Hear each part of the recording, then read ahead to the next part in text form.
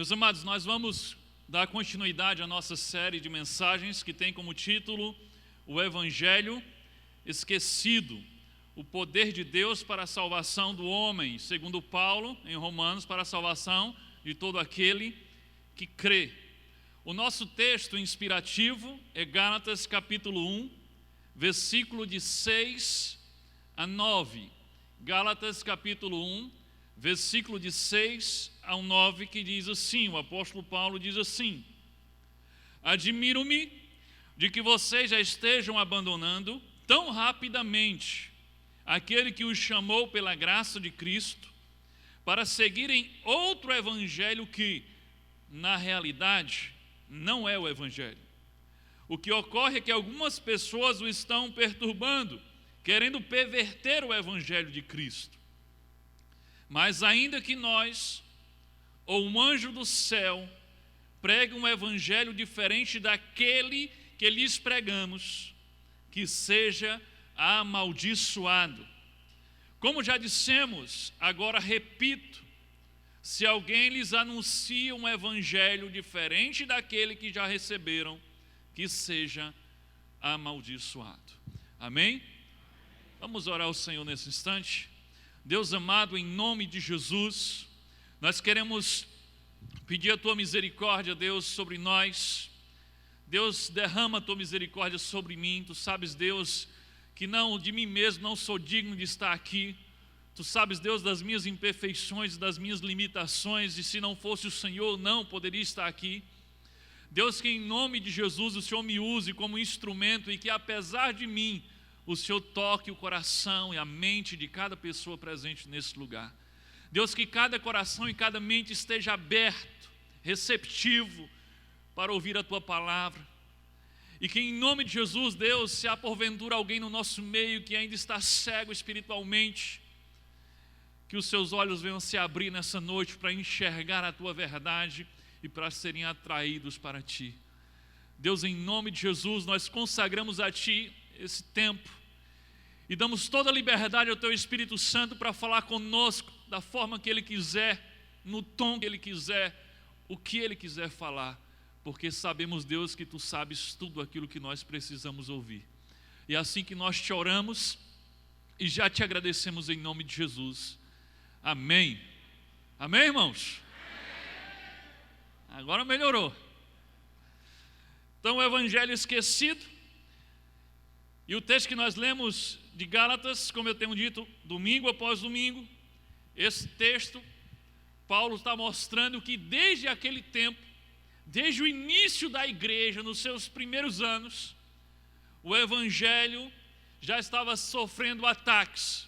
O Evangelho estava sendo fraudado, pervertido, modificado por algumas pessoas que estavam pregando um evangelho que não era o evangelho verdadeiro. E é por isso que Paulo está alertando aos Gálatas sobre isso. E o evangelho, ele é tão precioso, ele é tão supremo, ele é tão importante, que Paulo profere uma maldição sobre todo aquele que tentar distorcer, diminuir ou perverter essa mensagem do evangelho. Ele diz que todo aquele que pregar um evangelho diferente desse que já foi apresentado por Jesus e pelos apóstolos, que seja amaldiçoado. Se o evangelho for pervertido, se ele for diminuído, ele perde o que ele há de mais importante, que é o poder de Deus para a salvação de todo aquele que crê. Então, nós não podemos permitir isso, e assim como Paulo está fazendo, é nosso dever também defender o evangelho, para que ele continue sendo pregado como de fato ele é. Hoje nós vamos para a mensagem 4 dessa série. O tema de hoje é regeneração, a doutrina esquecida. Eu quero só lembrar você que se você não esteve aqui nas primeiras mensagens, ou se você perdeu alguma dessas mensagens, hoje nós estamos indo para a 4ª mensagem dessa série, você pode acessar o site da nossa igreja, ibavim.com.br, e você pode assistir aos vídeos das mensagens anteriores. Então, se você não estava aqui, vai lá, assiste, compartilha, divulga, para que outras pessoas também possam ter acesso. Então a mensagem 4, regeneração, a doutrina esquecida.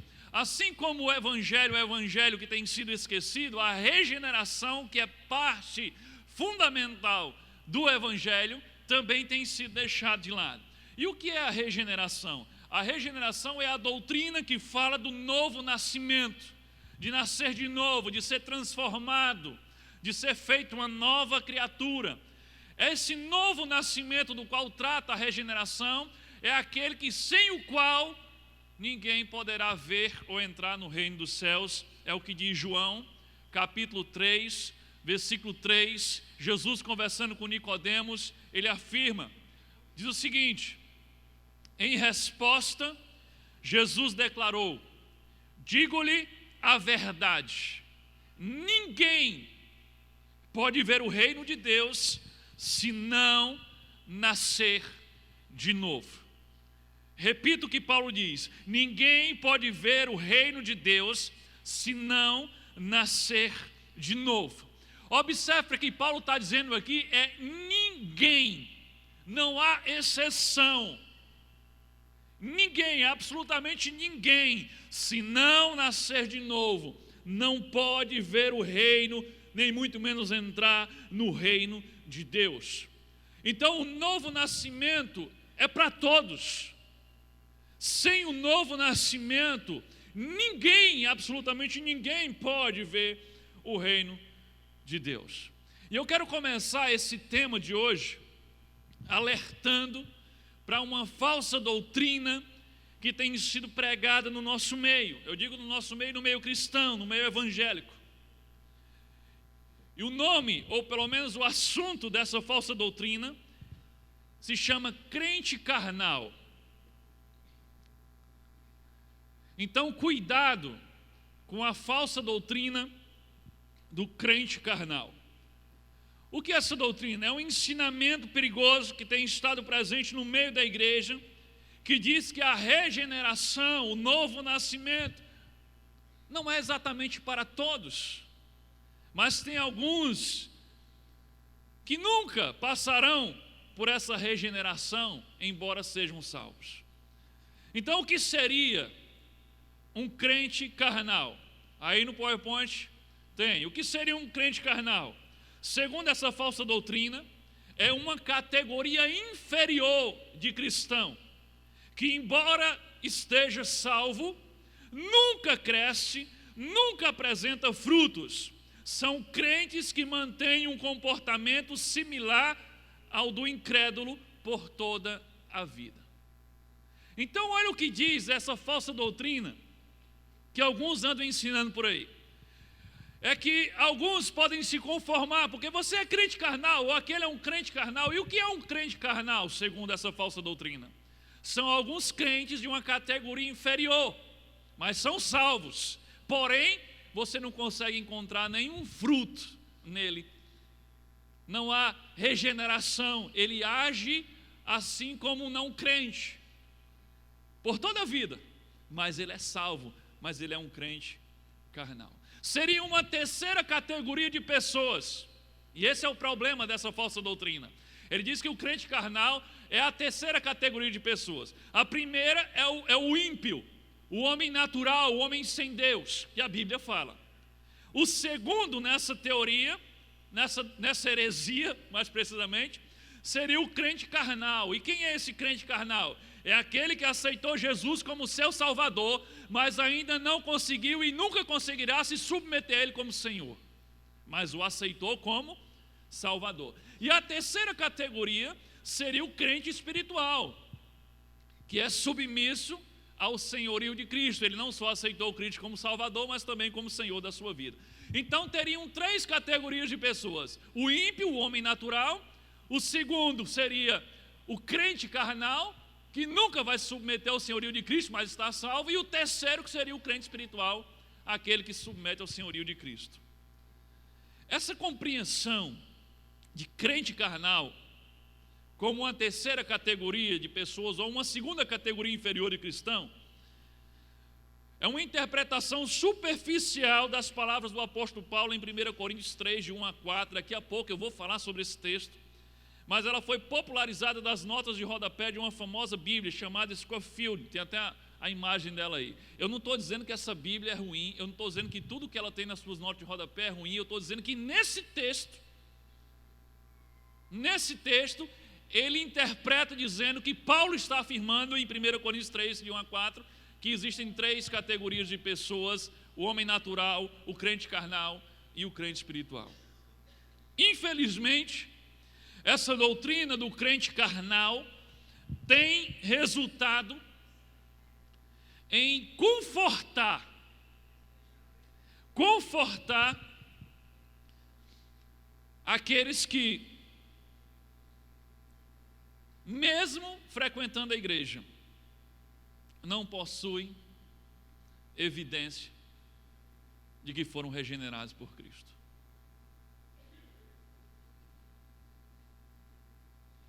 Quero saber quem foi que convidou esse morcego para vir. Ele passou aqui por perto, que eu senti o vento dele. Eu falei e ele caiu, viu? Será que há poder na palavra? Resolveu o problema, Isiano? Glória a Deus. Irmãos, eu não tenho poder na palavra, tá? Eu já preguei sobre isso aqui. Qualquer dúvida você acessa lá, acho que a mensagem 2. Foi pura misericórdia de Deus. Mas eu senti um ventinho passando aqui. Ok, eu estava percebendo um pessoal meio disperso e eu acho que eu vou começar tudo de novo. Não, vou começar daqui, mas agora você vai se concentrar de novo, tá certo? Então essa falsa doutrina do crente carnal, ela tem como resultado prático confortar indevidamente aqueles que, mesmo frequentando a igreja, não possuem evidências de terem sido regenerados por Cristo. Então você está lá, você não cresce, você não amadurece, você não tem fruto nenhum, você não parece com cristão, mas você é confortado por essa falsa doutrina que diz: não, mas eu sou cristão, porque eu sou um crente carnal. Essas pessoas, elas não são pessoas que, apesar de frequentar a igreja, elas não fogem do pecado como a Bíblia manda, elas aceitam as coisas do mundo com muita naturalidade em suas vidas, elas se assentam na roda dos escarnecedores, elas estão sempre metidas em confusão, não evidenciam qualquer fruto digno de arrependimento, e apesar de conhecerem intelectualmente algumas coisas sobre Cristo, elas não manifestam nenhum fruto do Espírito, nem é nítido nela o poder restaurador do Evangelho. Mas mesmo assim, essas pessoas estão satisfeitas, e estão seguras da sua salvação, pois elas se auto-intitulam cristãos, e a desculpa para a ausência da evidência da regeneração em suas vidas é porque elas pertencem a uma categoria inferior de crentes, chamado crentes carnais. Mas estou salvo, irmão, não é porque eu sou um crente carnal. Aquele irmão está salvo, é porque ele é um crente carnal.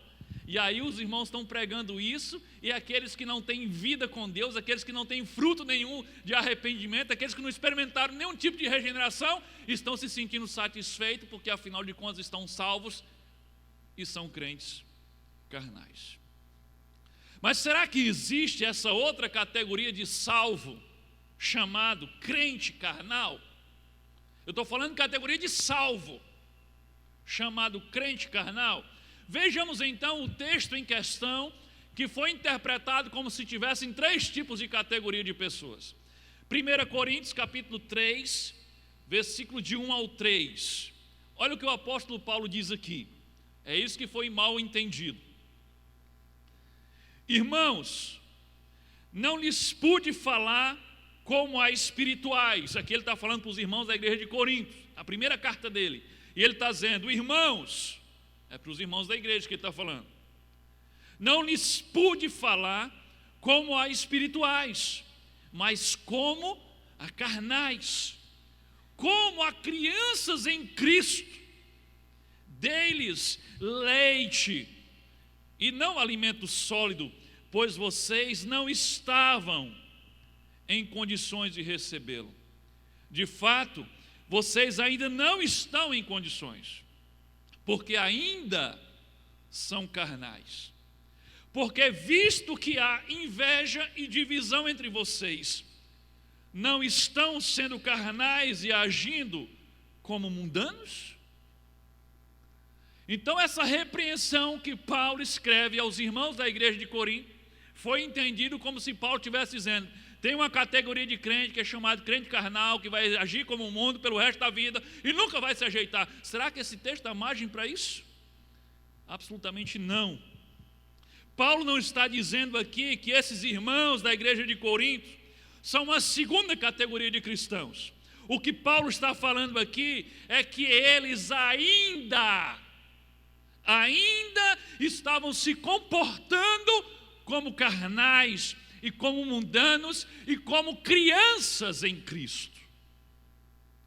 Paulo está falando que eles ainda estão assim, e não que eles estariam assim pelo resto de suas vidas, porque são crentes carnais. Paulo não está falando aqui de categorias de crentes. O que Paulo está falando aqui é de estágio de crescimento.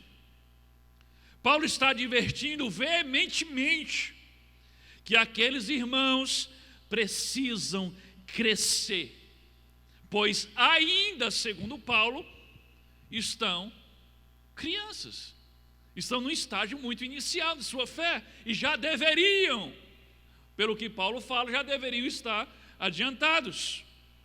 Paulo diz que eles ainda são crianças, mas deveriam ser adultos em Cristo. Paulo diz que eles ainda precisavam tomar leite espiritual, enquanto já deveriam estar comendo alimento sólido. Paulo diz que eles ainda são carnais, enquanto já deveriam ser espirituais. Paulo não está nem um pouco satisfeito, conformado com a situação daqueles irmãos de Corinto. Para você entender que ele está dizendo que eles são carnais mesmo, é outra categoria, não tem problema, eles são salvos. Não, Paulo não está nem um pouco satisfeito e conformado com a falta de crescimento daqueles irmãos de Corinto. Porque afinal de contas, eles tinham que crescer, é o que Paulo está dizendo. Paulo os exorta categoricamente que eles devem crescer, devem agir como espirituais, devem deixar de ser carnais, devem deixar de ser crianças. Paulo está exortando veementemente que eles cresçam, que eles amadureçam, que eles produzam frutos. Como é que pode se entender que Paulo está falando de uma categoria que está salva e todo mundo vai se conformar porque existe essa categoria e pronto? Então, cristãos podem viver de maneira mundana e carnal por todos os dias de sua vida? Absolutamente não. Claro que não. Não pode. Por quê? Porque o próprio Paulo, escrevendo aos mesmos irmãos da igreja de Corinto, na sua segunda carta, ele diz que todo aquele que está em Cristo, nova criatura é. Coloca o texto. 2 Coríntios capítulo 5, versículo 17. Assim que, se alguém está em Cristo, nova criatura é. As coisas velhas já passaram, eis que tudo se fez novo. É o mesmo Paulo falando à mesma igreja. Como é que ele estava dizendo lá que a gente pode se conformar com um crente que não cresce, com um crente que não é transformado, com um crente que vive na carne, se agora o mesmo Paulo está dizendo: todo aquele que está em Cristo é nova criatura, as coisas velhas ficaram para trás, tudo se faz novo. Sabe como é que você entende um texto da Bíblia quando ele não é exatamente tão claro quanto você queria? Você não vai inventar o que Paulo está dizendo. Você vai pegar esse texto e vai colocar ele próximo a textos que são mais claros, para que os textos que são mais claros tragam luz sobre aqueles que talvez não estejam tão claros. Então, quando você pega o texto de 1 Coríntios e você coloca ele debaixo da luz de 2 Coríntios 5,17, você percebe que nunca Paulo quis dizer que tem uma categoria de crente que nunca cresce, que nunca amadurece, que nunca dá fruto, mas que estão salvos e está bom assim. Claro que não. Então não existe esse tipo de crente carnal que estão ensinando por aí. E o que existe sim é crente que ainda está no seu estágio inicial de crescimento. O que existe são crentes que estão retardados no seu crescimento espiritual, que já deveriam ser adultos e ainda estão agindo como crianças. Já tem 10, 20 anos e estão usando fraldas espirituais ainda. É isso que Paulo está dizendo. Crentes que ainda estão no seu estágio inicial e cujos frutos espirituais ainda não são aparentes. E aqui a gente pode pensar em dois tipos. Tem aqueles que já deveriam, como aqueles que Paulo estava repreendendo, já deveriam ter frutos aparentes, já deveriam ser espirituais, já deveriam ser adultos na fé, mas ainda não são. E tem aqueles que ainda não deu tempo. Os frutos ainda não estão aparentes, mas já há crescimento. E está vendo de dentro para fora. Se você é um novo convertido, alguém que acabou de começar um relacionamento com Cristo, pode ser que ninguém esteja vendo os frutos ainda, mas você sabe que existe uma obra de Deus acontecendo dentro de você nesse exato momento. Você sabe que tem transformação, e os primeiros frutos são de dentro para fora. É o arrependimento, a mudança de mentalidade, que daqui a pouco a gente vai falar mais sobre isso. Então todo galho leva algum tempo até dar os seus primeiros frutos. Mas mesmo antes de um galho dar os seus frutos, você já percebe crescimento nele. Ele cresce, as folhas nascem, e depois vai em um estágio, outro até que os frutos aparecem. Sabe, nós, na nossa limitação, podemos confundir algum galho. Por que eu estou falando de galho? Porque Jesus disse que ele é a videira e nós somos os ramos, os galhos. Sabe, nós, na nossa limitação, nós podemos olhar para alguns galhos dessa videira e dizer, esse aqui é estéril, ele não dá fruto nenhum. Esse aqui é estéril, ele não dá fruto. E de repente não é isso, de repente é um galho que ainda está em fase de crescimento, e o crescimento é interno, e daqui a pouco o fruto vai aparecer para todo mundo ver. Mas de repente realmente é um galho estéril que está ali, ó, e nada de fruto. Nós podemos confundir, mas deixa eu dizer uma coisa para você, Jesus não confunde. Jesus nunca vai confundir um galho estéril com um galho que está em fase de crescimento, que está ligado a ele. Ele sabe exatamente quem é quem. E sabe, você lembra o que é que ele disse que faria, ou o que aconteceria com os galhos que não dão frutos? João 15, 2. Aliás, João 15, 2, né? Todo ramo que estando em mim não dá fruto, ele corta. E todo que dá fruto, ele poda, para que dê mais fruto ainda. Então, se há algum ramo que está ligado nele, que é estéril, não dá fruto, ele diz, corta. Agora, pega isso que Jesus está falando e tenta adaptar para aquela falsa doutrina herética de que tem crente carnal que nunca vai dar fruto, mas está salvo. Jesus disse, o que é que acontece com alguém que está ligado a ele e não dá fruto? Ele corta. E se você ler João 15 todo, você vai ver que ele corta e esse galho vai secar e vai ser lançado no fogo. E aquele fogo representa a condenação. Então não há isso. É por isso que Paulo manda os mesmos irmãos de Corinto checar se realmente eles estão na fé. E isso serve para todos nós. 2 Coríntios capítulo 13, versículo 5. Ele diz assim: examinem-se para ver se vocês estão na fé. Em outras palavras, para ver se vocês são crentes de verdade. Provem-se a si mesmos. Não percebem que Cristo está em vocês? A não ser que tenham sido reprovados. Então, se Cristo habita em você, vocês vão perceber isso. Agora, se vocês foram reprovados, vocês não têm como perceber Cristo, porque Ele não estará em você. Então, olha o que Paulo está ensinando.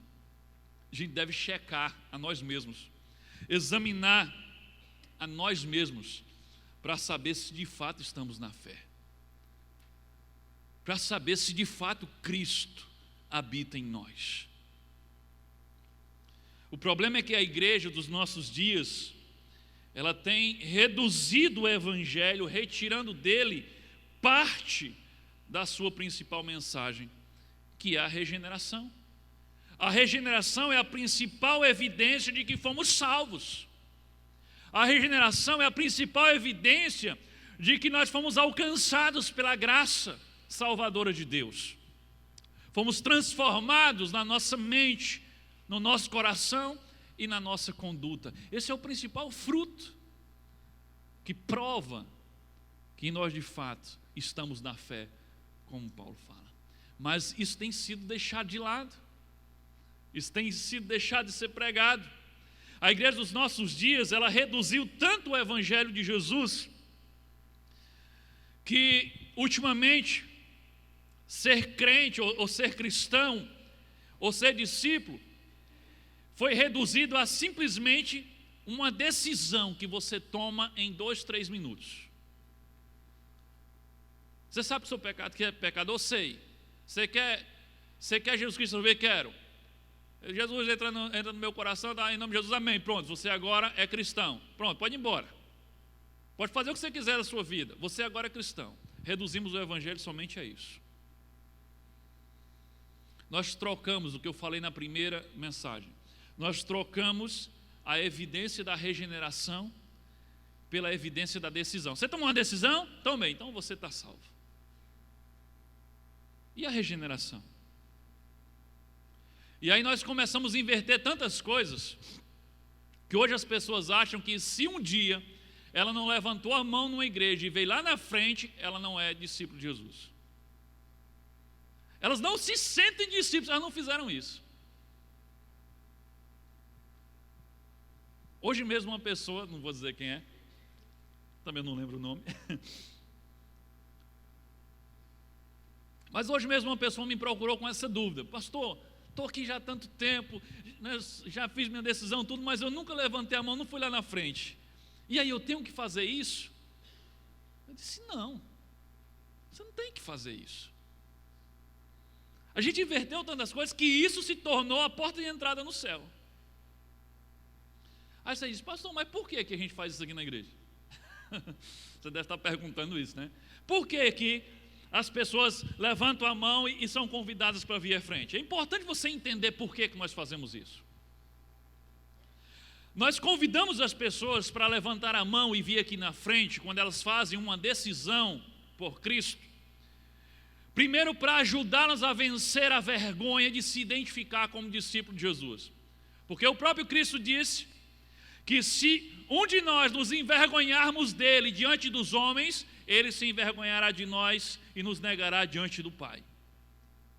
Então, o melhor lugar para você vencer essa barreira que o diabo vai colocar sobre você, isso é parte dos espinhos da parábola do semeador.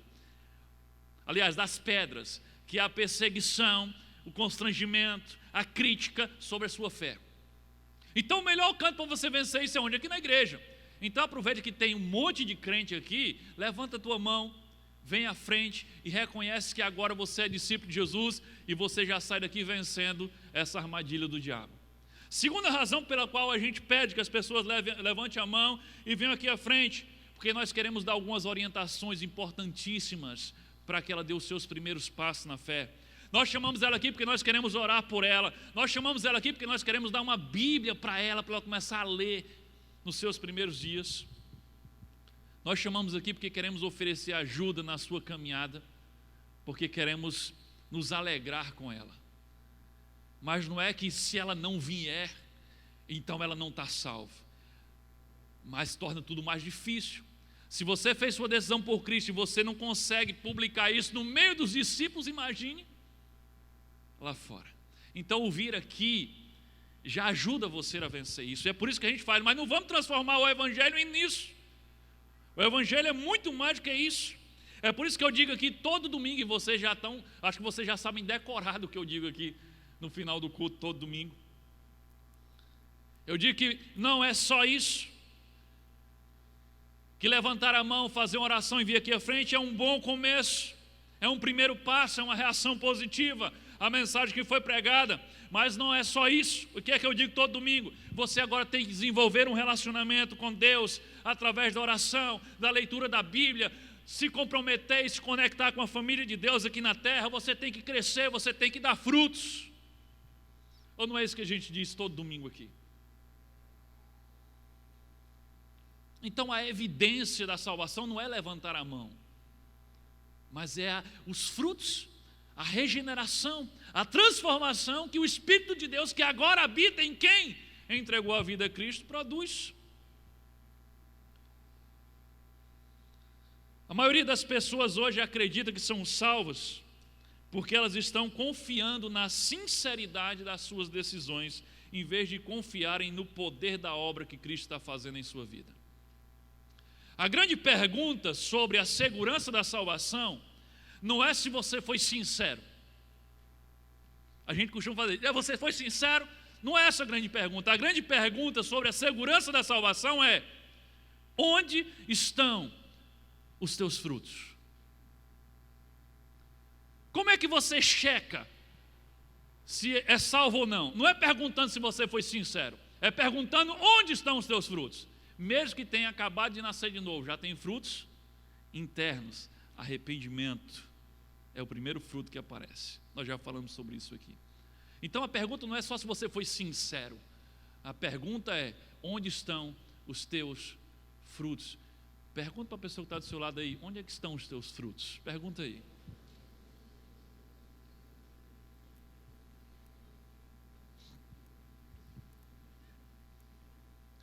Deixa eu dizer uma coisa importante, mais chocante. Nem todos os que frequentam a igreja estão realmente salvos. É por isso que Paulo diz: examine-se para saber se vocês estão na fé. Não se confiem não, porque vocês estão frequentando a igreja, não. Nem todos os que frequentam a igreja estão realmente salvos. Nem todos os que uma vez disseram sim para Jesus estão realmente seguindo a Jesus. Onde é que a gente vê um exemplo clássico disso? Na primeira igreja cristã da história.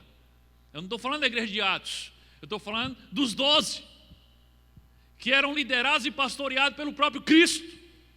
Ali tinha 12 homens que disseram sim para Jesus quando Jesus os convidou, não é verdade? Mas todos os 12 estavam salvos. Você lembra que tem um que se perdeu? Aquele Judas, ele disse sim para Jesus no início, mas o que aconteceu? No final, ele se perdeu. Na igreja pastoreada pelo próprio Cristo, que só tinha 12 membros, um não estava salvo. Então como é que você pode olhar para uma igreja desse tamanho aqui e dizer que todos estão salvos? A probabilidade é muito grande que tenham pessoas aqui que não estão salvas. E é por isso que Paulo diz: acorde, examine-se a si mesmo. Não olha a vida do outro, não. Olha a sua vida, para ver se você está na fé mesmo. O que nos torna discípulos de verdade não é dizer sim para Jesus uma vez. O que nos torna discípulos de Jesus é dizer sim para Jesus todos os dias. Você entende isso? O que torna você discípulo não é porque há 3 anos atrás, há 5 anos atrás, há 2 meses você disse sim para Jesus em uma oração. Não, o que torna você discípulo de Jesus é se você continua dizendo sim para Ele desde aquele dia, todos os dias da sua vida. Judas disse sim para Jesus no início, mas ele passou o resto do seu tempo dizendo não para Jesus. E é por isso que ele se perdeu no final. Bem, tudo isso foi a introdução da mensagem de hoje. A pergunta que vamos responder hoje é a seguinte: quais as evidências da obra de regeneração de Cristo em nós? Quais são as evidências da obra de regeneração de Cristo em nós? Pegue seu esboço aí e você já pode preencher. Primeiro, a evidência mais segura da obra de regeneração não são os dons, e sim os frutos do Espírito Santo. Se segura na cadeira e preenche esse negócio aí.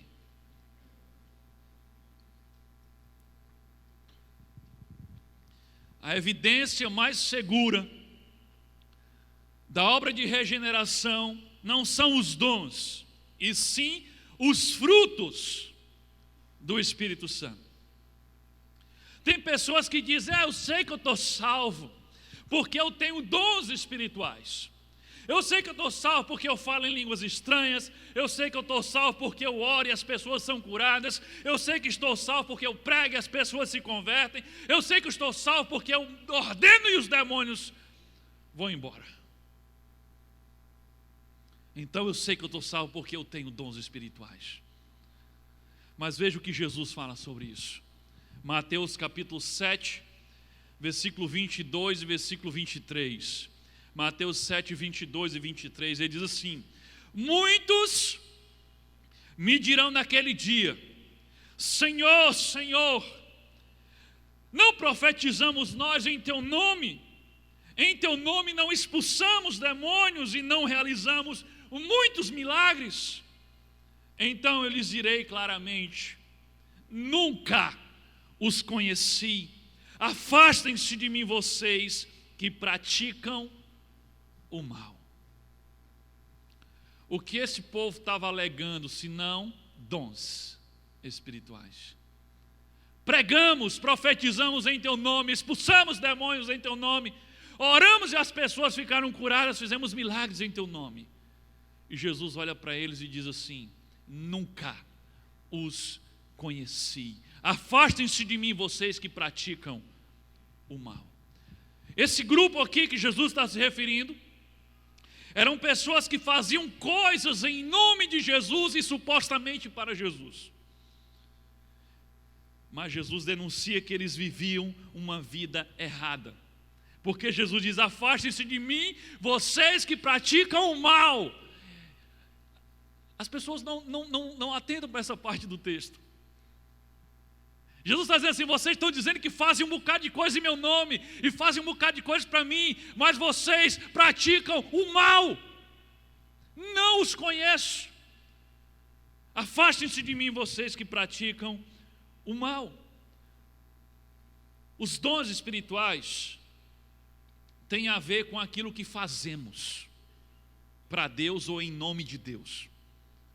Mas os frutos do Espírito têm a ver com aquilo que somos, ou que Deus nos torna pela presença do Espírito Santo. Você percebe a diferença? Os dons têm a ver com aquilo que você faz. Os frutos têm a ver com aquilo que você é. E o que foi que Jesus focou naquele dia, que é o dia do julgamento? Vocês praticam o mal. Vocês são pessoas ruins. Afastem-se de mim. Não interessa o que vocês dizem que fizeram no meu nome. Jesus reconhece seus discípulos pelo que eles são e não pelo que eles fazem. Mas aí deve ter um monte de gente aqui com uma pergunta doida para levantar a mão e fazer uma pergunta. Se fosse uma aula de escola bíblica, já tinha levantado a mão. Mas eu vou fazer a pergunta para você então. A pergunta que você está doido para fazer é: mas será que uma pessoa pode ter dons do Espírito Santo e não ser convertida, pastor? Aliviou o coração de um monte de gente, né? Será que uma pessoa pode ter dons do Espírito Santo e não ser convertido? Eu digo que não, absolutamente não. Se tem dom espiritual do Espírito Santo, então você é convertido. Mas e aí? O povo diz que profetizou, que expulsou demônio, que curou gente, fez milagre, e aí? Deixa eu dizer uma coisa para você. A razão pela qual os dons espirituais não são a melhor forma de checar a salvação de alguém é porque os dons espirituais, eles podem ser imitados, eles podem ser falsificados. Dons espirituais podem ser também manifestações demoníacas, imitando manifestações espirituais ou do Espírito Santo. Você acha que isso não existe? Lê a história da Bíblia e você vai ver. Quando Moisés chega lá no Egito e começa a fazer os sinais que Deus manda ele fazer, o que é que os bruxos e feiticeiros faziam? No início, imitavam os sinais que Moisés fazia. Paulo fala que o diabo ele pode se disfarçar até de anjo de luz para enganar a muitos. Então por que dons espirituais não são uma evidência segura? Eu não estou dizendo que eles não são uma evidência, eu estou dizendo que eles não são a evidência mais segura. Porque ele pode ser imitado, pode ser falsificado, pode ser uma manifestação demoníaca. Jesus ele é direto, sem rodeios, com aqueles que apenas fizeram coisas em seu nome, mas tinham uma vida toda errada. O que foi que ele diz? Eu nunca vos conheci. Não havia relacionamento entre eles, não havia ligação entre eles. O conhecer da Bíblia não é o nosso conhecer. Você conhece fulano? Eu conheço. É porque você sabe o nome dele, sabe onde ele mora, sabe o que ele faz. Não, é claro que Jesus conhece dessa forma. Quando Jesus diz, eu nunca vos conheci, nunca tive parte contigo, nunca tivemos intimidade, nunca tivemos relacionamento, nunca houve compromisso de sua parte para comigo, não conheço você. A igreja está cheia de manifestações ditas espirituais, mas que na verdade, muitas não passam de manifestações carnais, e às vezes até diabólicas, às vezes emocionais. Pessoas dizendo que são manifestações espirituais quando não são. A gente vive numa cultura evangélica que ninguém pode ousar questionar alguém que se levanta para fazer algo que diz que é no nome de Deus. Se levanta, faz a maior presepada do mundo e diz, eu, Senhor teu Deus, te digo. Aí você, não posso dizer nada, porque se você disser, homem, você vai questionar, a pessoa está cheia do Espírito Santo, ninguém questiona, mas é isso que Paulo ensina? É isso que a Bíblia ensina? É isso que João ensina? É isso que Pedro ensina? Os apóstolos, eles combatiam as heresias dentro da igreja, as manifestações diabólicas, ou o falso evangelho. Olha o que João diz na sua primeira carta aqui, 1 João 4:1. Olha o que João diz, amados, não creiam em qualquer espírito, mas examine os espíritos para ver se eles procedem de Deus. Porque muitos falsos profetas têm saído pelo mundo. Olha o que João está dizendo. Não acredita, e ele está falando é coisa dentro da igreja mesmo. Não acredita em toda manifestação espiritual, não. Examine para saber se procede de Deus. Porque tem muita coisa falsa no meio da igreja. Então o irmão levantou, rodou e disse, eu, Senhor teu Deus, te digo, você diga, Senhor, calma, examine. Primeiro ver se tem coerência com a palavra. Você está engolindo tudo que é dito ser espiritual, porque acha que é pecado questionar? Não, questionar não é pecado não, a Bíblia está mandando você fazer isso, examine para saber se procede de Deus. O que tem de crentes que em reuniões coletivas, seja no culto, reunião de oração, aquela coisa toda, em reuniões coletivas, eles são cheios do poder, eles gritam, eles pulam, eles caem, eles falam em língua, profetizam, faz um monte de coisa na reunião coletiva, mas quando saem da reunião coletiva e vão para a vida privada, são rebeldes, insubmissos, imorais, caluniadores, fofoqueiro, caloteiro, preguiçoso, incapaz de perdoar o seu irmão. Mas quando está no meio do grande ajuntamento, é fogo puro, é poder no meio da canela. Mas quando vai para a vida privada, vive praticando o mal. Vive praticando o mal. Como explicar isso? É fácil. Dons fingidos, dons falsificados, manifestações emocionais, não espirituais, e até, em alguns casos, sinais diabólicos imitando sinais divinos. Agora, o fruto do Espírito não. Espera aí. O fruto do Espírito ou você tem ou você não tem. É igual aquela propaganda do Fiat Estilo. Estilo ou você tem ou você não tem. Fruto do Espírito ou você tem ou você não tem. Se o Espírito Santo habita em você, então ele vai produzir frutos. E o fruto do Espírito não tem a ver com o que você faz, tem a ver com o que você é. Aí não dá para ficar falsificando, porque não tem a ver com o que você faz, tem a ver com o que você é. E quais são esses frutos? Gálatas capítulo 5, versículo 22 e versículo 23. Mas o fruto do Espírito é amor, alegria, paz, paciência, amabilidade, bondade, fidelidade, mansidão e domínio próprio. Contra essas coisas não há lei. E sabe por que não pode fingir? Porque o fruto do Espírito não é manifestado na reunião coletiva. A manifestação do fruto do Espírito acontece no dia a dia, é na sua casa, é na escola, é no trabalho, é na rua. Eu quero ver você fingir ter o fruto do Espírito no seu dia a dia. Não dá para fingir. O fruto do Espírito é manifestado nas suas reações. Domínio próprio.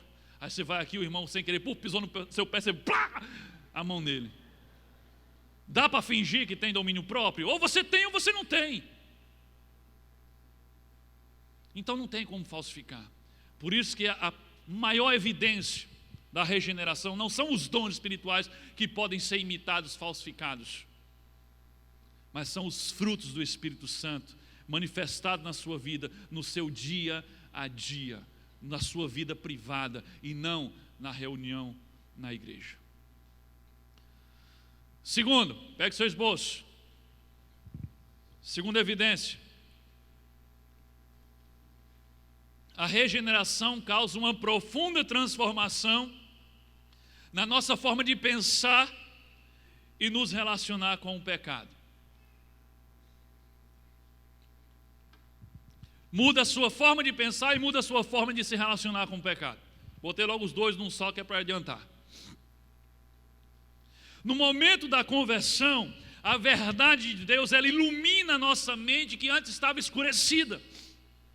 Então, assim como um cego que começa a enxergar repentinamente, ou como alguém que estava num sono profundo e acorda de uma hora para outra, assim é aquele que de fato é tocado pelo Espírito Santo de Deus e é regenerado. De uma hora para outra ele acorda, ele enxerga a sujeira que o pecado causou nele. Ele enxerga o seu estado, a sua sujeira, a sua situação. E é por isso que há o arrependimento. Porque ele olha para ele e ele se vê como ele realmente é. Sabe como o filho pródigo, você lembra da parábola do filho pródigo? Ela ilustra bem o caminho da regeneração. O filho pródigo estava lá se achando tal, gastando dinheiro e nas farras, mas tem um momento que ele olha, o texto diz lá em Lucas, diz, caindo em si. E ele olha e vê que ele está num chiqueiro de porco, comendo comida de porco, cheirando a porco, e ele diz, pequei contra o céu e contra o Pai. Já não sou digno de ser chamado seu filho, voltarei e pedirei para ser ao menos um empregado, porque não sou digno de ser filho. De uma hora para outra, os seus olhos se abrem, e ele vê a sua situação real, e é por isso que ele cai em si. A sua mente foi iluminada pela verdade de Deus e ele enxerga o seu pecado de uma forma diferente. Aqui vai uma pergunta para você que afirma que já se converteu. A pergunta é: a sua relação com o pecado mudou depois que você se converteu? A sua relação com o pecado mudou depois que você se converteu? Observe que eu não estou perguntando se a relação com o pecado acabou, porque crente não para de pecar, tá? O que faz a gente parar de pecar não é a salvação, é a glorificação. Quando é que a gente vai parar de pecar? Quando a gente for para a glória e receber um corpo transformado como o de Cristo, aí o pecado estará completamente ausente. Aqui não, a gente não para de pecar. Então não estou perguntando se a sua relação com o pecado acabou, eu estou perguntando se ela mudou. A forma como você se relaciona com o pecado, a forma como você vê o pecado, mudou? A forma como a gente se relaciona com o pecado depois da conversão tem que mudar drasticamente. Antes você pecava sem pensar, você pecava sem constrangimento, você não tinha tristeza nenhuma, você tinha muita satisfação quando você pecava. Mas depois da conversão, isso muda. O pecado deixa de ser uma regra na sua vida e passa a ser uma exceção. O pecado passa a ser um deslize, um tropeço e não uma constante. O pecado agora tem que produzir profunda tristeza em você quando você o comete. Em vez de alegria, ele produz em você tristeza, arrependimento. A questão não é se você sabe que é pecador. A questão é, Deus tem operado de tal forma em seu coração e sua mente, que o pecado que você antes amava, agora você odeia? Essa é a questão. Essa é a principal mudança na relação do crente com o pecado. O pecado que antes ele amava, que ele abraçava, agora ele odeia e ele foge do pecado. Vez por outra, o pecado o alcança. Vez por outra, ele tropeça, mas isso causa nele profunda tristeza, vergonha, arrependimento. É por isso que eu me preocupo com as novas gerações de cristãos que nós vemos. Já falei aqui outras vezes. Essa geração de adolescentes e jovens que a gente vê por aí, que eles pecam e tiram selfie pecando, e postam. Eles se orgulham do pecado que cometem. Eles não se envergonham. Isso é um problema grave. Isso é um sinal claro de que não houve conversão. Porque a relação com o pecado não mudou, continua amando o pecado. Eu já falei aqui, eu acho na primeira mensagem, se você continua lutando contra o pecado que você ama, você luta contra o pecado, ok, mas você continua amando o pecado. Isso mostra que você não foi regenerado. Você só se tornou um religioso e está tentando mudar a si mesmo, porque você continua amando o pecado. Você não está odiando o pecado, ele não causa tristeza em você. Então você não foi regenerado pelo Espírito Santo. A regeneração da nossa mentalidade, ela gera amor pelo que Deus ama, desprezo pelo que Deus odeia. Ela gera um desejo de ser santo como Deus é santo, separado, e não um desejo de ser carnal como o mundo é carnal, e não crente com inveja do mundo. A gente vê isso o tempo todo, crente com inveja do ímpio, com inveja do sucesso carnal e material do ímpio. Ele tem o tesouro que há de mais precioso. Lembra que a gente leu a parábola do tesouro escondido no final da mensagem passada? Um homem ia pelo campo e encontrou um tesouro muito precioso, mas aquele campo não pertencia a ele. E o que é que ele fez? Ele escondeu aquele tesouro. Foi e vendeu tudo que tinha para comprar aquele campo, porque ele queria aquele tesouro. E ele diz, o reino dos céus é semelhante a isso. Então nós temos esse tesouro que é mais importante do que tudo no mundo. Mas a gente continua amando as coisas do mundo e tendo inveja do ímpio, dizendo, Deus, como é que o Senhor faz ele prosperar e não faz a mim prosperar? Como é que o Senhor dá aquele carro para aquele ímpio que não te obedece e o Senhor não me dá? Como é que aquele ímpio mora naquele condomínio, naquela casa de luxo e eu não? Você ama as coisas que o ímpio ama. Você está com inveja do ímpio. Você quer ir para onde ele vai? Você tem o que há de mais precioso. Sabe qual foi o Senhor que ofereceu o mundo inteiro se prostrasse e adorasse a Ele? Não foi Jesus não, foi o diabo. E ele começa oferecendo isso para Jesus. Ele diz, eu te darei o mundo inteiro se você se prostrar e me adorar. É o diabo que promete o mundo inteiro, não é Deus não. Esse evangelho falsificado que tem por aí, falando de prosperidade, de riqueza. É o diabo que promete isso, não é Deus não. Então você ama as coisas do mundo, você ama o pecado. Isso é uma prova que não houve regeneração, porque quando há regeneração na nossa mente, nós começamos a amar o que Deus ama, desprezar o que Deus odeia, desejamos ser santo como Deus é santo e não carnais como o mundo é carnal. Então olhe para dentro de você e me responda: você se sente atraído pelas coisas espirituais? Pensa aí, você se sente atraído pelas coisas espirituais? Você ama a Deus? Você ama as coisas de Deus? Você ama as coisas do reino de Deus? Você ama mesmo? Você é atraído por isso? Eu considero muito preocupante quando pessoas que se dizem cristãs não têm sede das coisas espirituais. As coisas espirituais parecem verdadeira penitência. Fazer as coisas espirituais é uma penitência. É preocupante quando cristãos estão sempre incomodados com o tamanho da mensagem e não com o conteúdo dela.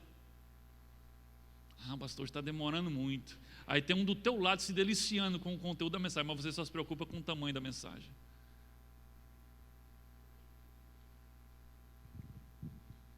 Cantar louvores a Deus é sempre um esforço maçante e árido. Ir ao culto, ir ao PGM, é um tédio. Ler a Bíblia, não, é uma tortura. Orar é enfadonho. É por isso que você não faz essas coisas. Sabe, a regeneração, ela troca o coração de pedra insensível por um coração de carne. Essa é a promessa de Deus desde o Antigo Testamento para o seu povo.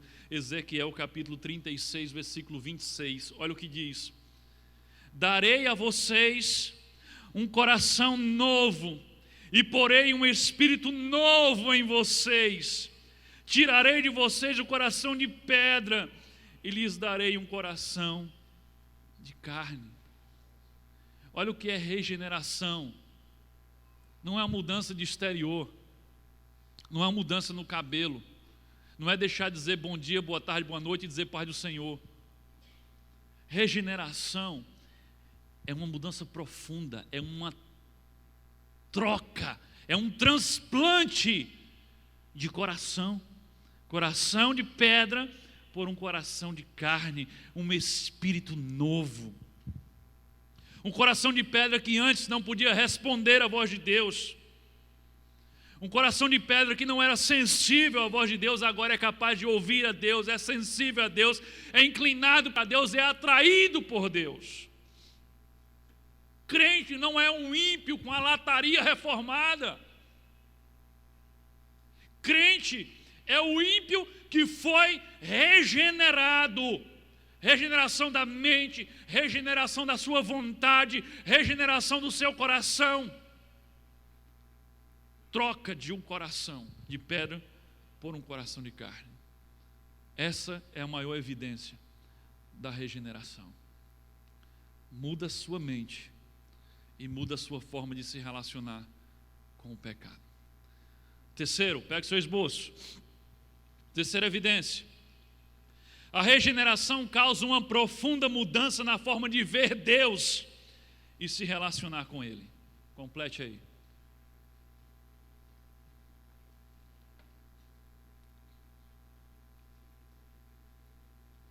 A regeneração causa uma profunda mudança na forma de ver Deus e de se relacionar com Ele. Você está salvo? Claro que sim. Como é que você sabe? Bem, há 3 anos atrás eu orei pedindo a Jesus para entrar no meu coração. Sério? É toda a evidência que você tem? Porque há 3 anos, 2 anos, 1 ano atrás, você fez uma oração, há 10 anos atrás, para que Jesus entrasse no seu coração ou morasse no seu coração? Você não imagina a quantidade de gente que vai estar no inferno que fez essa oração. Sério? O inferno vai estar cheio de gente que fez essa oração, que Jesus entrasse no coração. A salvação é mais do que simplesmente convidar Jesus para entrar ou para morar no seu coração. A gente trata como se Jesus fosse um sem-teto, mendigando uma casa para morar, um abrigo. Vamos refletir um pouco no texto que normalmente é usado para afirmar que apenas temos que convidar Jesus para entrar no nosso coração e todos os problemas estão resolvidos. Um texto que eu gosto muito, que eu uso muito, mas não só para dizer só isso. Apocalipse capítulo 3, versículo 20. Eis que estou à porta e bato. Se alguém ouvir a minha voz e abrir a porta, entrarei e cearei com ele e ele comigo. Primeiro, é claro que esse texto, Jesus está falando para a igreja. Mas podemos usar esse texto para todas as pessoas? Claro que podemos. Agora, não para dizer que é só convidar Jesus para entrar no seu coração e está tudo resolvido. É só isso que você tem que fazer. A evidência de que uma pessoa de fato abriu a porta para Jesus e tem experimentado a verdadeira conversão é que ela terá comunhão profunda com Cristo. Observe o que o texto diz: entrarei, cearei com ele e ele comigo. Ah, eu sou crente porque eu fiz uma oração convidando Jesus para morar no meu coração, para entrar no meu coração. Ok. A sua relação com ele mudou depois disso? Não. É a mesma coisa. Você convidou ele para entrar no seu coração, mas parece que você tinha um quartinho lá nos fundos da sua casa, do seu coração, e você disse: Jesus, fica lá. A sua relação com ele não mudou. Se não houve uma profunda aproximação entre você e Jesus depois daquele dia, se a sua relação com ele não se tornou diária e íntima depois daquele dia, então não teve abertura de coração coisíssima nenhuma. Porque diz: entrarei e cearei, vamos sentar junto à mesa, vamos jantar junto, vamos comer junto. Relacionamento. Ele não está pedindo um abrigo porque ele está desabrigado, está sem teto, não. Ele quer um coração, uma vida no qual, de alguém que esteja interessado nele, em se relacionar com ele. Talvez você tenha supostamente aberto a porta porque estava interessado em algo que Jesus poderia dar ou consertar na sua vida. Mas não havia interesse real em Jesus. Alguns fazem oração da abertura de coração por motivos errados e por isso que não dá em nada. Porque oraram para Jesus entrar no seu coração porque queria que Jesus melhorasse a sua vida, oraram para Jesus entrar no seu coração porque queria que Jesus protegesse a eles, resolvesse seus problemas, pagasse suas contas, os fizesse prosperar. Não funciona isso. O inferno vai estar cheio de gente que fez essa oração por esses motivos. Para entender um texto é bom a gente analisar o quê? O contexto. Então vamos voltar um versículo. Apocalipse capítulo 3, versículo 19, um versículo antes do versículo 20. Olha o que diz aqui: repreendo e disciplino aqueles que eu amo, por isso seja diligente e... Não entendi. Olha o que é que vem antes do eis que estou à porta e bato. Ele diz: ó, presta atenção, eu disciplino, eu repreendo a todos que eu amo. Então presta atenção, se arrependa. E eis que estou à porta e bato. O que é que tem que, antes do abrir a porta? Arrependimento. Essa oração conduz à salvação, sim, quando é uma oração motivada por um quebrantamento, arrependimento, confissão de pecados e submissão a Cristo e interesse real em Cristo. Eu quero que o Senhor entre no meu coração, porque eu quero me sentar à mesa contigo. Então você diz: você está salvo? Você diz: sim. Por quê? Porque eu fiz uma oração convidando Jesus para entrar no meu coração. Ok. A sua relação com Ele mudou depois disso? Não? Então não valeu de nada aquela oração. Nós precisamos ter uma coisa em mente na hora de abrir a porta do nosso coração.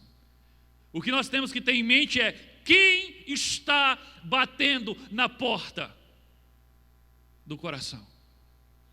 Quem é que está batendo na porta do coração? Você tem que ter isso em mente. Claro que é Jesus. Calma, calma. Não é o Cristo rejeitado, mendigando um teto, que está batendo na porta do seu coração. É o Cristo ressurreto, o Senhor da glória, o Rei dos reis, que está batendo na porta do seu coração. Isso faz toda a diferença. O Jesus que está batendo é o ressurreto, é o Rei dos reis.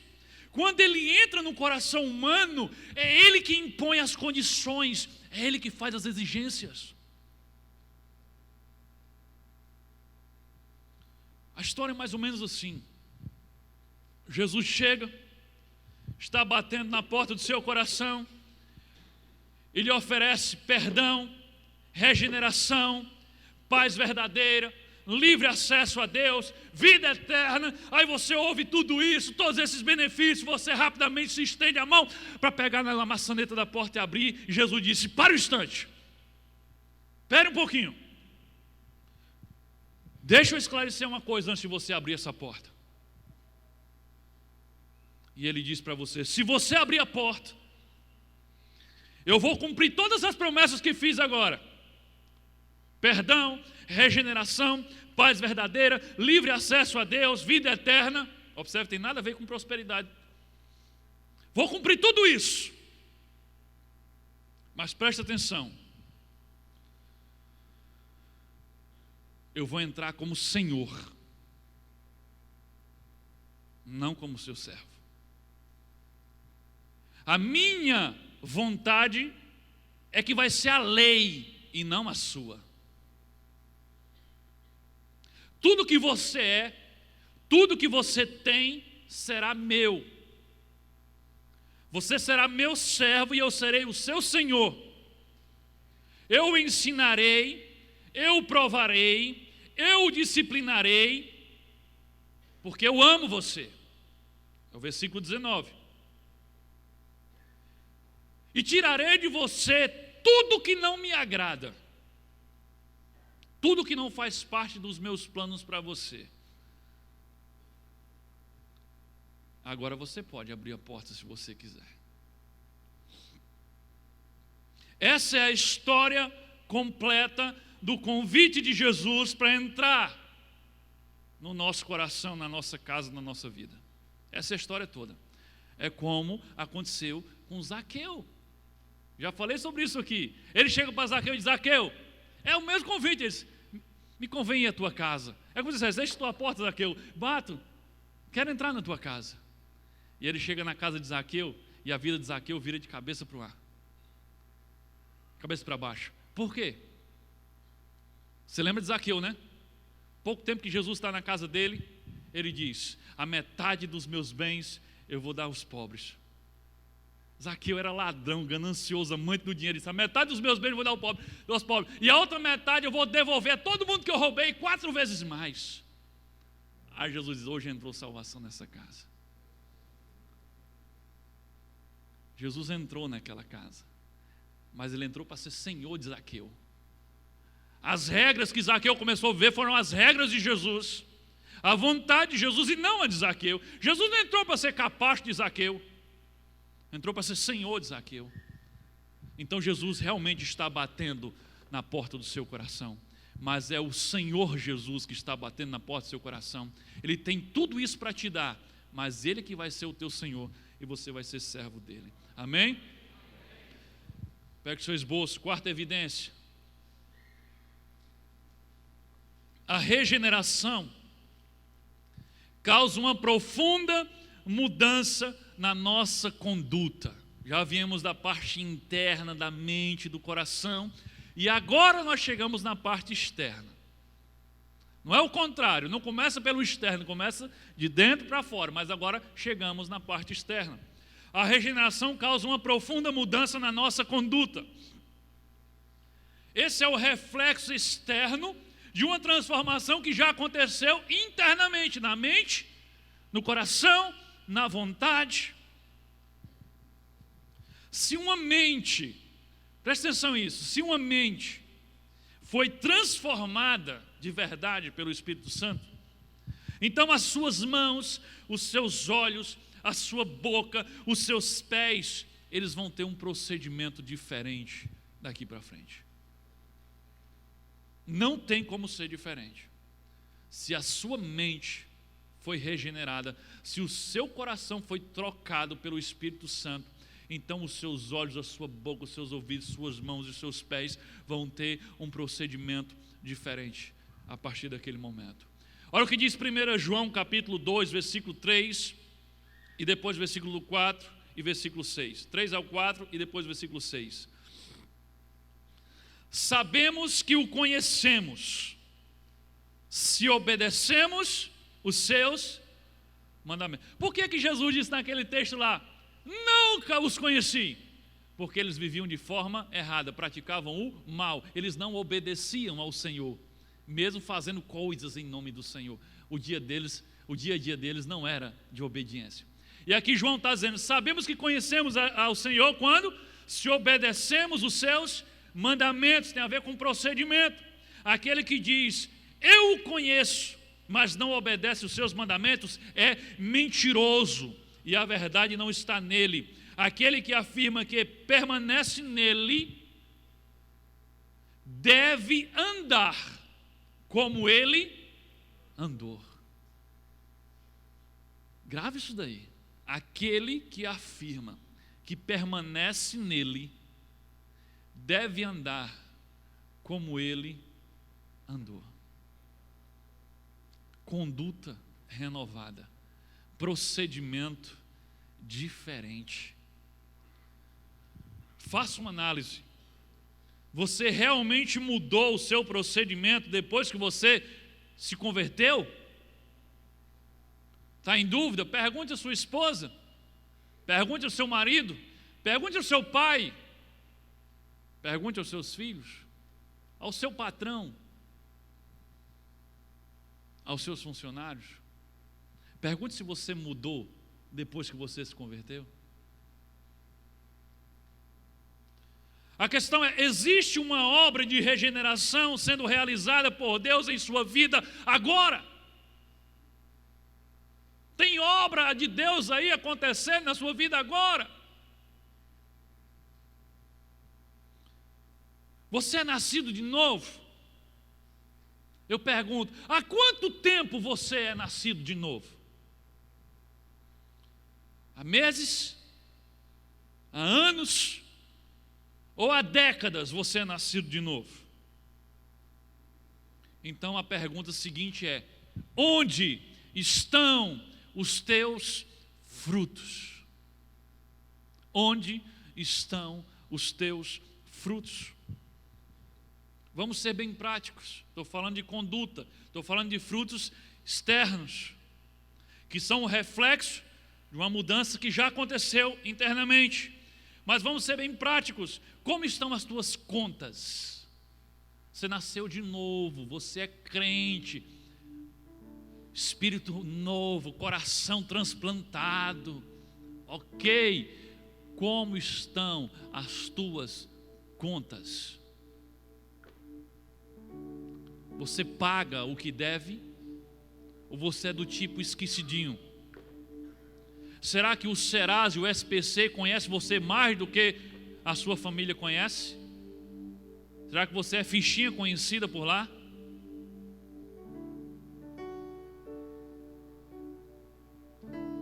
Como é que está o teu casamento? Será que você vive em conflito, vive em guerra, vive em crise, toda hora tem que chamar alguém para apagar um incêndio, à beira de um divórcio a todo momento, à beira de uma separação a todo momento? É claro que dentro do casamento existem divergências, mas teu casamento vive em crise o tempo todo, à beira de um colapso o tempo todo, guerra o tempo todo. Como está a tua relação com os teus pais? Principalmente vocês jovens aqui, jovens e adolescentes, vocês aí do WhatsApp. Como é que está a relação de vocês com o pai de vocês, com a mãe de vocês? Vocês mudaram depois que vocês disseram que se converteram? Vocês ficaram mais obedientes, mais respeitosos? Vocês respeitam os pais de vocês? Vocês obedecem a eles? Ou você continua batendo porta na cara do seu pai, gritando com eles, fingindo que eles não estão falando com você? Como é que está o teu vocabulário? Teu vocabulário está como? Que palavras têm saído da sua boca? Será que você é do tipo boca de bueiro? Só sai sujeira, palavrão, maledicência, murmuração. Não é só palavrão não. Tem crente que só abre a boca para murmurar, para reclamar. Eu já disse aqui em outra mensagem que a adoração é a música do céu, mas murmuração é a música do inferno. É essa música que vai tocar no inferno, murmuração. Tem crente que a melodia da vida dele é a melodia do inferno, é murmuração. Como é que anda o teu vocabulário? O que é que tem saído da sua boca? Como é que anda o teu namoro? Santificado? Jesus faz parte, Ele pode estar presente. Ou será que você namora igual o mundo namora? Como é que anda o teu guarda-roupa? Ixi, pastor Goiânia doidou, eu liguei Batista falando de roupa. Como é que anda o teu guarda-roupa? Aqui não tem proibição, não pode usar calça, não pode. Não, sabe o que a Bíblia ensina? Um vestir decente. A Bíblia ensina que o teu corpo é templo do Espírito Santo. Como é que você se veste? Você se veste como adorador? Você se veste para adorar ou você se veste para matar? Você se veste para impressionar os outros? Você se veste para atrair olhares maledicentes e cobiçosos e você se sente bem com isso? Que regeneração é essa? Que você se sente bem usando uma vestimenta imoral que atrai todo tipo de olhar indecente e maledicente, tanto para homens quanto para mulheres. O negócio está tão pervertido que os homens é tudo coladinho, tudo... É só 2 meses de academia e já está de baby look. É desse jeito. Antes a gente só falava isso para as mulheres, hoje os homens estão desse jeito também. Então como é que anda o seu guarda-roupa quando você se veste? Não é para ficar feio não, é para ficar decente. Decente.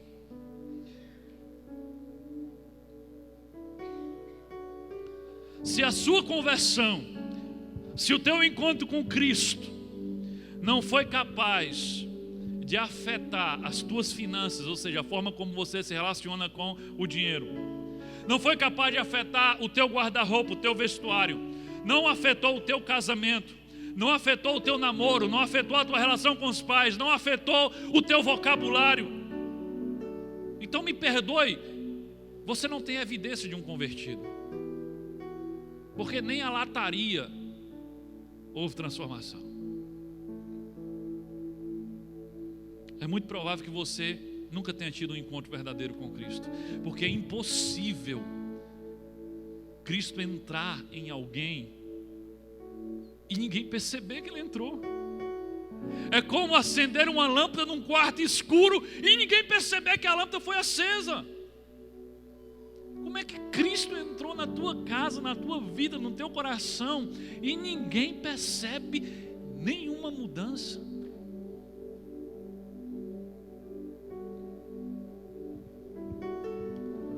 Como é que você sabe que o seu arrependimento foi verdadeiro anos atrás ou meses atrás? Sabe como é que você sabe? Se você continua a se arrepender hoje. Como é que você sabe que teve um encontro verdadeiro com Deus anos atrás? É se você continua tendo um encontro com Ele todos os dias. Como é que você sabe que o teu sim para Jesus naquele dia foi verdadeiro? Se você continua dizendo sim para Ele a todo instante, a todo momento, e dizendo não para o mundo, não para a carne e não para o diabo.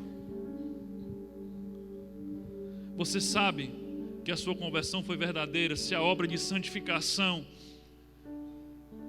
ela não apenas transformou a sua vida, mas ela continua transformando a sua vida todos os dias. Siga o conselho de Paulo. Examine a você mesmo. Prove para ver se você está na fé.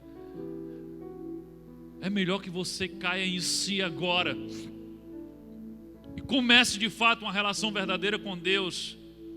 Engula o seu orgulho, dizer: poxa, eu estou há tanto tempo na igreja e agora tem que começar tudo de novo. Admitir que eu estava até agora sendo apenas um religioso. É melhor você tomar essa atitude agora do que quando estiver diante do Cordeiro naquele dia e ouvir dele: eu nunca conheci você. E você vai dizer: mas eu frequentava a Igreja Batista Vida Nova lá na BR-101. Nunca conheci você. Não é melhor agora? A gente não sabe o que vai acontecer daqui a pouco. De repente o nosso coração já está batendo no ritmo da marcha fúnebre e a gente não sabe. Examine-se, pois, prove-se cada um para ver se estão de fato na fé. Se não tiver, arrependa-se, se jogue diante do Senhor, reconheça o seu pecado e convide o Senhor para entrar na sua vida, para mudar o seu viver, para que naquele dia Ele possa dizer: vinde benditos de meu Pai. É isso que você vai ouvir dele. Amém? Que Deus nos abençoe. Continue orando agora. Feche seus olhos. Você que já nasceu de novo, fique orando. Eu quero falar com você que está aqui hoje. Presta atenção. Você que está aqui hoje, que não é discípulo de Jesus. Você que está aqui hoje, que nunca fez um compromisso com esse Senhor. É com você que eu quero falar. Lá em Mateus 13, Jesus conta a parábola do semeador, e para mim ela é muito completa em falar sobre esse momento. Na parábola do semeador, onde a semente representa a palavra, o evangelho que está sendo pregado, Jesus diz que o solo, ou seja, o coração das pessoas, se divide em dois grupos. Primeiro se divide em dois grupos. O primeiro é aquele que é fechado. Diz que o semeador jogou a semente, caiu numa terra dura, à beira do caminho. A semente nem sequer penetrou. E veio o pássaro e comeu a semente. E dali, claro, não nasceu nada. E diz que esse solo endurecido são aquelas pessoas que ouviram a mensagem, mas não a compreenderam, não a receberam. Ou seja, ficaram indiferentes. Eu sei que aqui pode ter alguém assim. Aqui pode ter alguém que é esse solo endurecido, que veio hoje para cá porque alguém convidou e ouviu a palavra, mas não fez a menor diferença para você, não tocou você, você não está desejoso de obedecer. A única coisa que você quer agora é ir embora desse lugar e não voltar nunca mais. Se há alguém assim aqui, Jesus disse que você é o solo endurecido, que a semente foi jogada, a semente da palavra foi jogada sobre você. Você não a recebeu, você estava fechado. E esse pássaro, Jesus explica que é o diabo que vem e rouba a semente para que você não mude de ideia depois. Mas o outro tipo de terreno é o terreno fértil, é o terreno da terra aberta.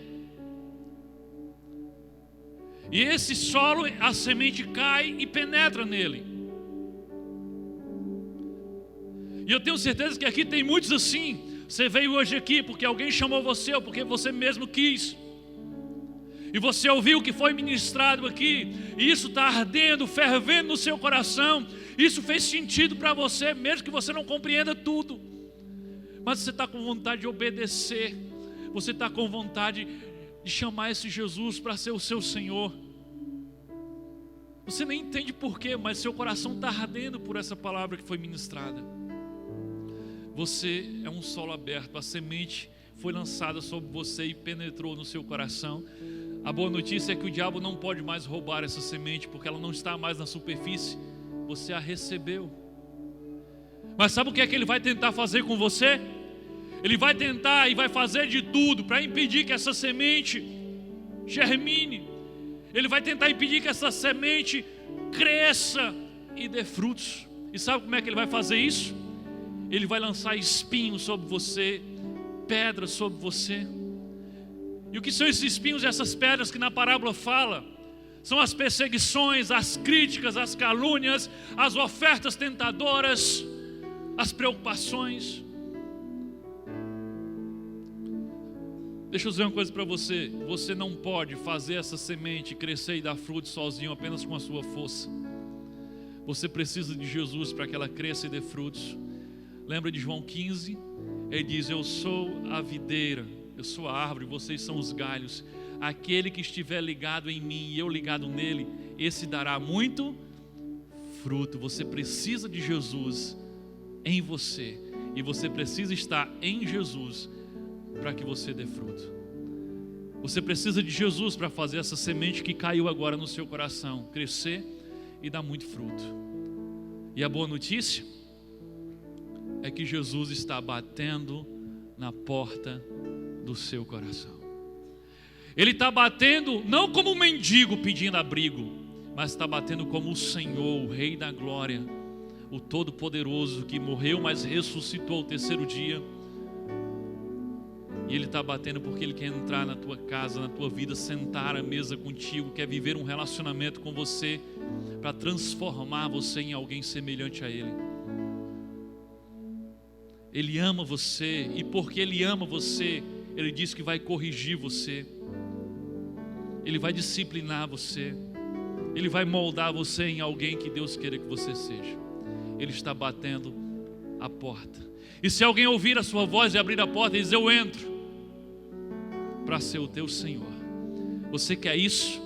Você quer receber? Você que já recebeu a semente, você quer receber o Senhor dessa semente, aquele que vai fazer ela crescer e dar frutos?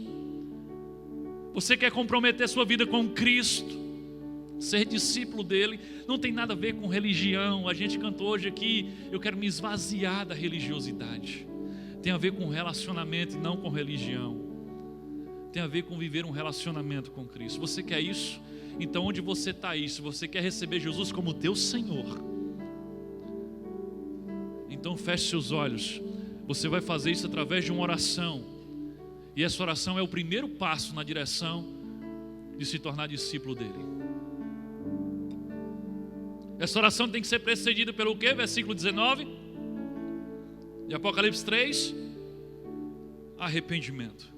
Você reconhece que é pecador, você reconhece que precisa de misericórdia em sua vida. Então faça essa oração agora em nome de Jesus. Feche seus olhos, você que quer ser discípulo de Jesus. Feche seus olhos agora e onde você está, diga assim: Senhor Deus, em nome de Jesus, eu reconheço que sou pecador. Eu reconheço que eu preciso do teu perdão, da tua graça e da tua misericórdia. Confesse os seus pecados agora para o Senhor. Aquele que o Espírito Santo está te revelando, comece a colocar diante de Deus. Peça perdão agora em nome de Jesus.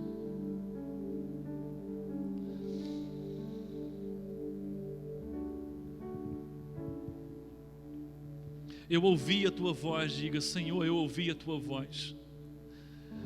Eu estou sentindo o Senhor bater aqui na porta do meu coração.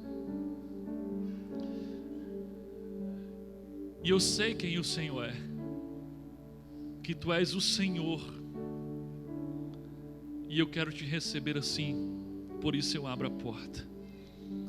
Entra na minha vida, faz morada em mim, seja o meu Senhor.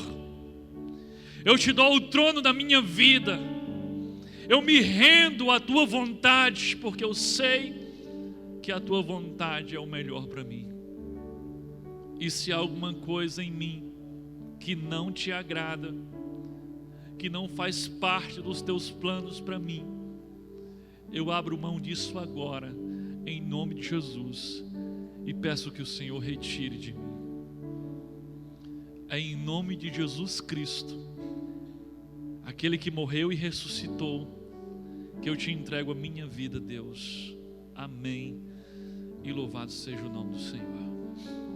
Meu amado, se você fez essa oração precedido pelo verdadeiro arrependimento, então Jesus entrou no seu coração para ser o teu Senhor. Qual a evidência de que de fato Ele entrou?